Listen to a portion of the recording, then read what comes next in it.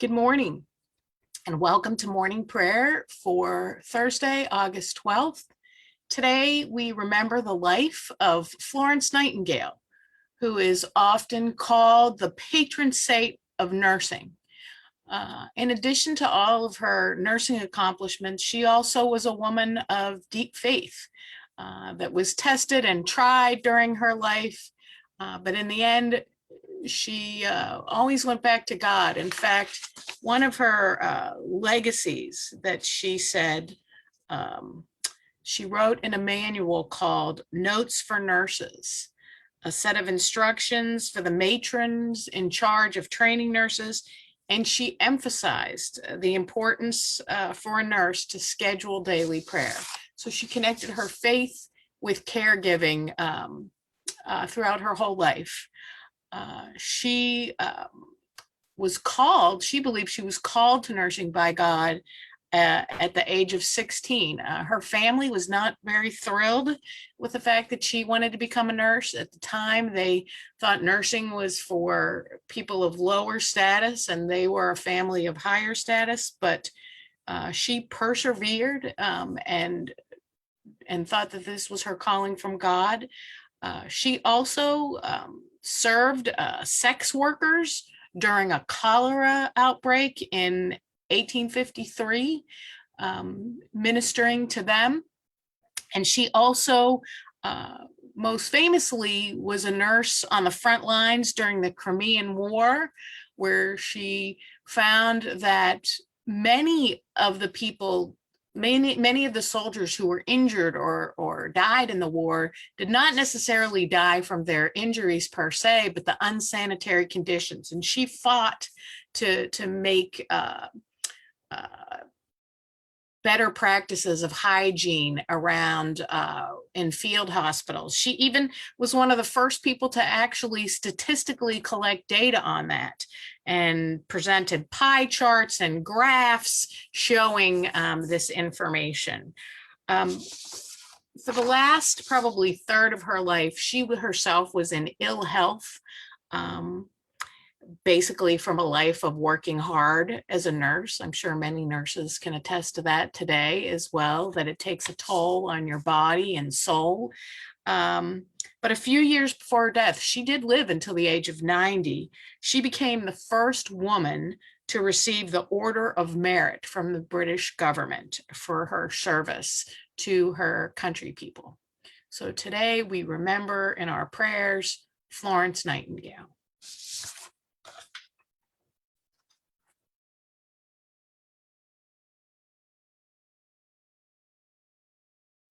Their sound has gone out into all lands, and their message to the ends of the world.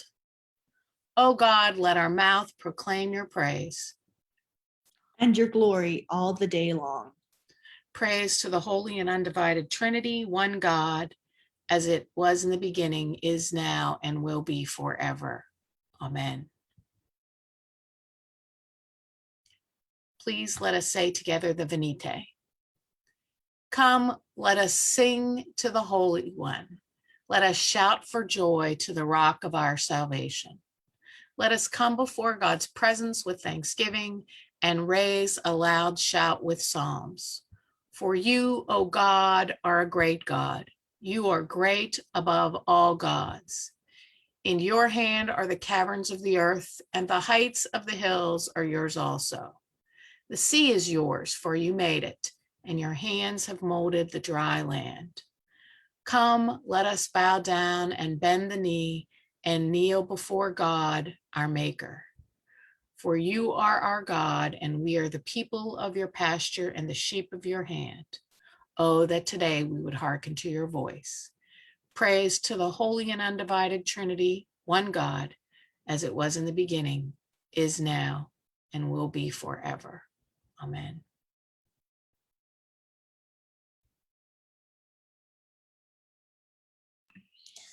A reading from the second book of Samuel. After this, Absalom got himself a chariot and horses, and 50 men to run ahead of him. Absalom used to rise early and stand beside the road into the gate. And when anyone brought a suit before the king for judgment, Absalom would call out and say, "From what city are you?"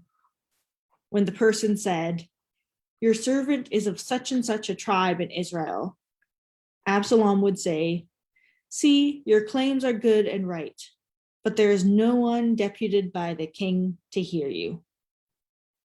Absalom said, moreover, "If only I were judge in the land, then all who had a suit or cause might come to me, and I would give them justice."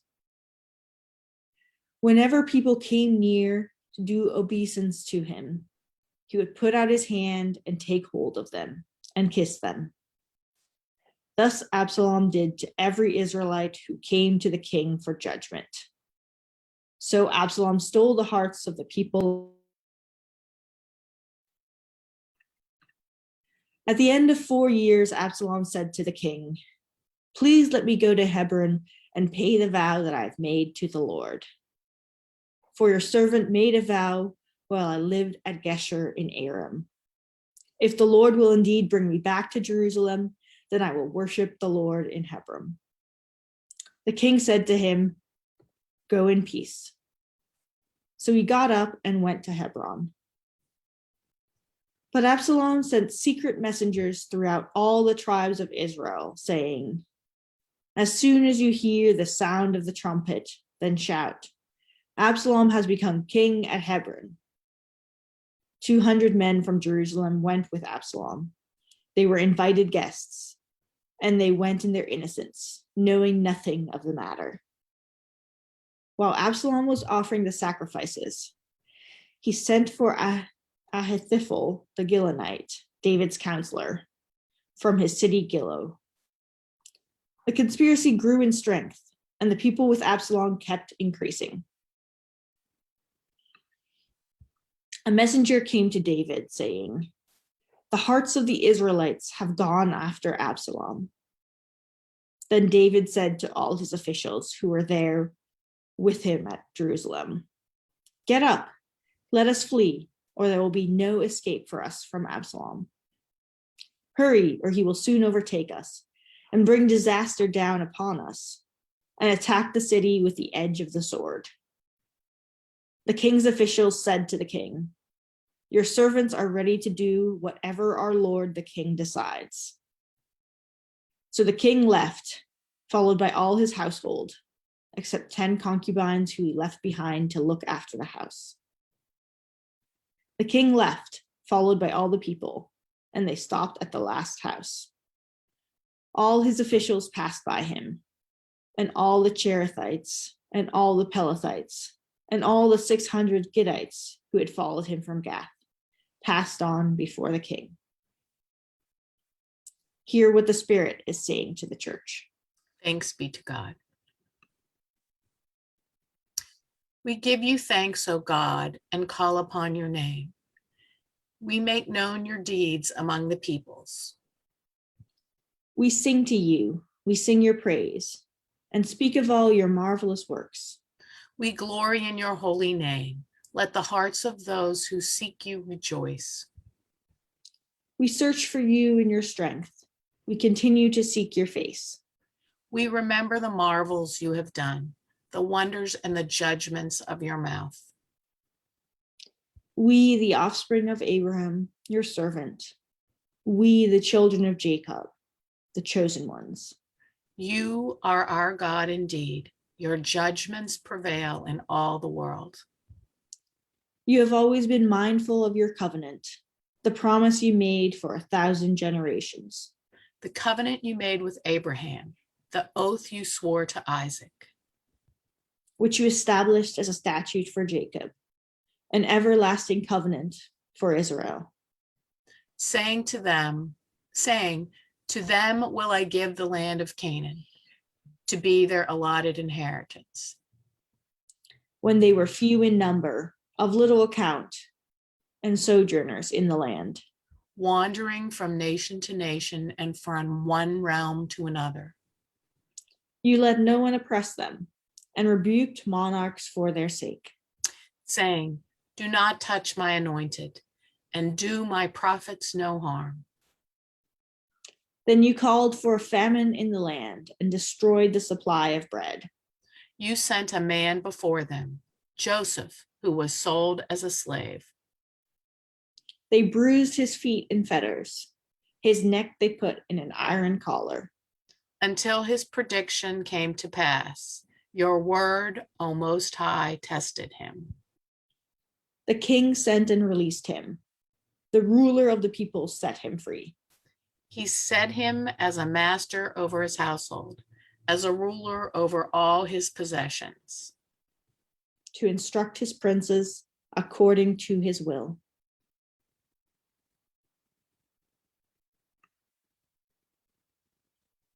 A reading from the Acts of the Apostles.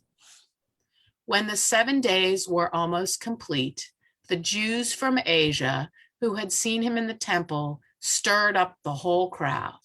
They seized him, shouting, "Fellow Israelites, help! This is the man who is teaching everyone everywhere against our people, our law, and this place. More than that, he has actually brought Greeks into the temple and has defiled this holy place."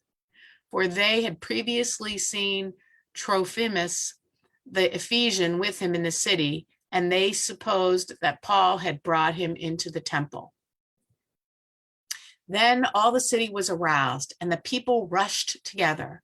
They seized Paul and dragged him out of the temple, and immediately the doors were shut. While they were trying to kill him, word came to the tribune of the cohort that all Jerusalem was in an uproar. Immediately he took soldiers and centurions and ran down to them. When they saw the tribune and the soldiers, they stopped beating Paul. Then the tribune came, arrested him, and ordered him to be bound with 2 chains. He inquired who he was and what he had done. Some in the crowd shouted one thing, some another, and he could not learn the facts because of the uproar. He ordered him to be brought into the barracks. When Paul came to the steps, the violence of the mob was so great that he had to be carried by the soldiers. The crowd that followed kept shouting, "Away with him!" Hear what the Spirit is saying to the church. Thanks be to God. I will sing to the Lord, for he is lofty and uplifted. The horse and its rider has he hurled into the sea. The Lord is my strength and my refuge. The Lord has become my savior. This is my God, and I will praise him, the God of my people, and I will exalt him. The Lord is a mighty warrior. Yahweh is his name. The chariots of Pharaoh and his army has he hurled into the sea. The finest of those who bear armor have been drowned in the Red Sea. The fathomless deep has overwhelmed them. They sank into the depths like a stone. Your right hand, O Lord, is glorious in might. Your right hand, O Lord, has overthrown the enemy. Who can compare with you, O Lord, among the gods? Who is like you, glorious in holiness, awesome in renown, and worker of wonders? You stretch forth your hand, the earth swallowed them up. With your constant love, you led the people you redeemed.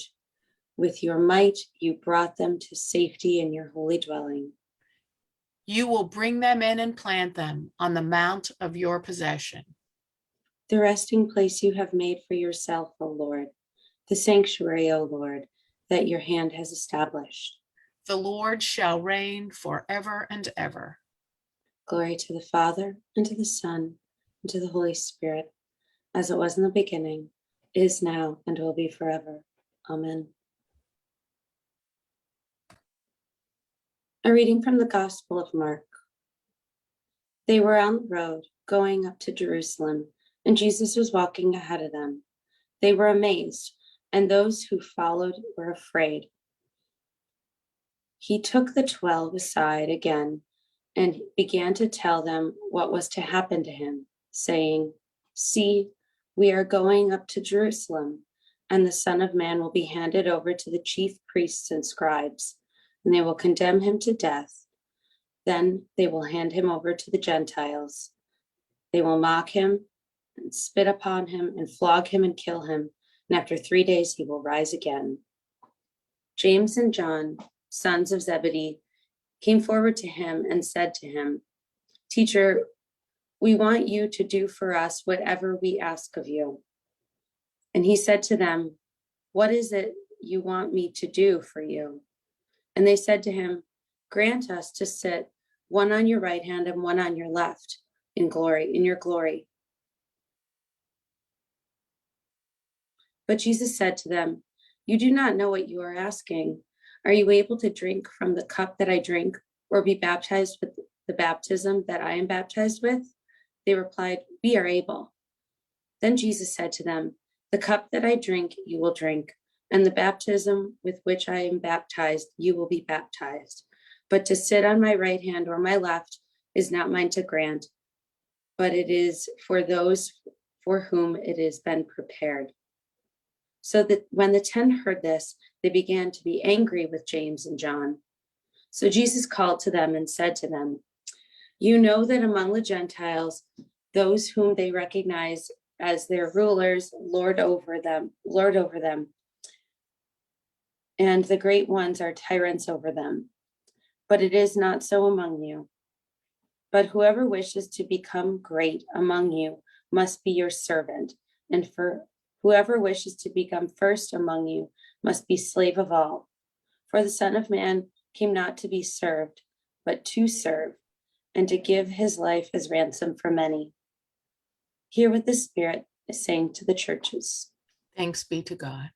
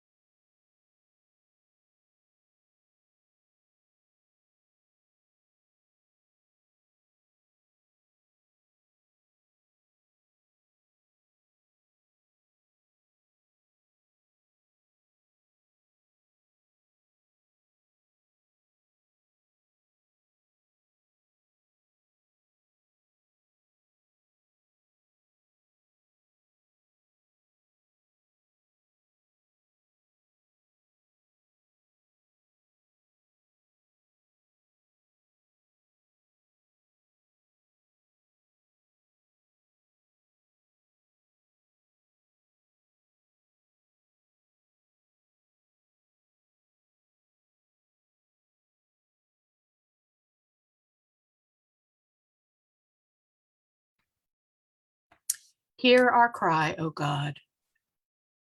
And listen to our prayer. Let us pray. Our Father, who Father, art in in heaven, heaven, hallowed be hallowed thy be name. Thy kingdom Thy come, kingdom come, thy will thy be will done be done on earth on as it earth is in as it heaven. is in heaven. Give us Give this us day our daily bread. daily bread. Forgive us our Forgive us our trespasses as trespasses, we forgive those who trespass against us. And lead us not Lead into us not into temptation, temptation, but deliver us from evil. For thine is the thine is the kingdom, kingdom, and the power, and the glory forever and ever. forever and ever. Amen. Amen. Help us, O God, our Savior. Deliver us and forgive us our sins. Look upon your congregation. Give to your people the blessing of peace, Declare your glory among the nations. and your wonders among all people. Do not let the oppressed be shamed and turned away. Never forget the lives of your poor. Continue your loving kindness to those who know you. And your favor to those who are true of heart. Satisfy us by your loving kindness in the morning. So shall we rejoice and be glad all the days of our life. I open it up to your prayers of intercession and thanksgiving.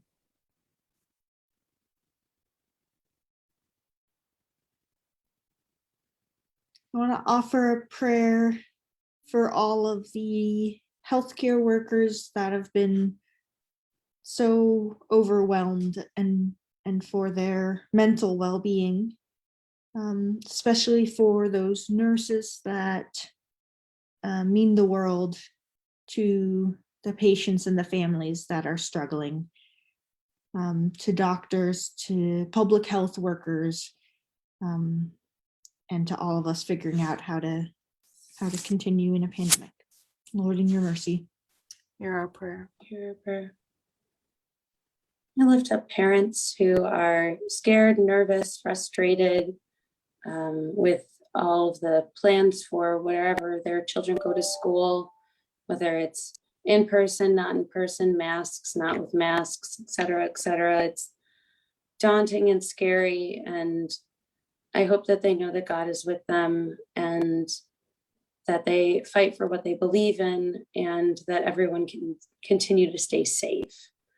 Lord, in your mercy. Hear our prayer. Hear our prayer. I offer a prayer, especially for my niece, Raina, who started high school this week and who is yet to be vaccinated, as she's in tug of war between her parents, one who believes she should be vaccinated and one who doesn't. And I just pray that God would surround her and protect her. She lives in Florida, where the Delta variant is raging. And I just ask God to watch over her and keep her safe. Lord, in your mercy. Hear our prayer.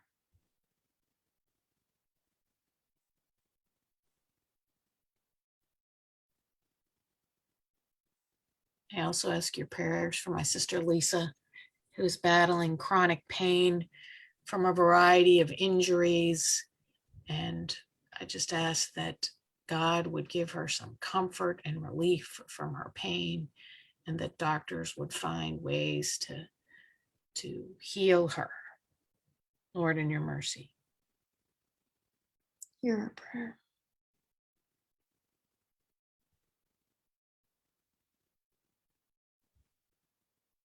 I pray for the health of my friend Kristen's sister and of Annika, who are both battling illness, that they may keep courage and that God may bring them a swift recovery.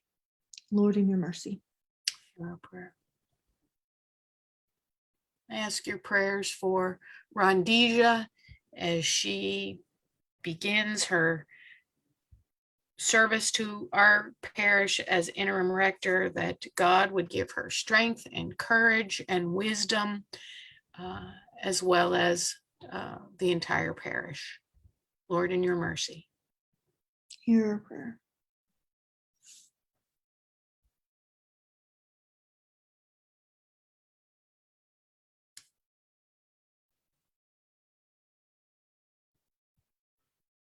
The Lord be with you. And also with you. Let us pray. O God, who gave grace to your servant Florence Nightingale to bear your healing love into the shadow of death, grant to all who heal the same virtues of patience, mercy, and steadfast love, that your saving health may be revealed to all. Through Jesus Christ, who lives and reigns with you in the Holy Spirit, one God, now and forever. Amen. God of the present moment, God who in Jesus stills the storm and soothes the frantic heart, bring hope and courage to all who wait or work in uncertainty. Bring hope that you will make them the equal of whatever lies ahead. Bring them courage to endure what cannot be avoided, for your will is health and wholeness. You are God, and we need you. Amen. Almighty God, you have given us grace at this time with one accord to make our common supplication to you. And you have promised through your well-beloved Son that when 2 or 3 are gathered together in his name, you will be in the midst of them. Fulfill now, O Lord, our desires and petitions as may be best for us, granting us in this world knowledge of your truth, and in the age to come, life everlasting. Amen. Let us bless the Lord. Thanks be to God. May the God of hope fill us with joy and peace in believing through the power of the Holy Spirit. Amen. Amen.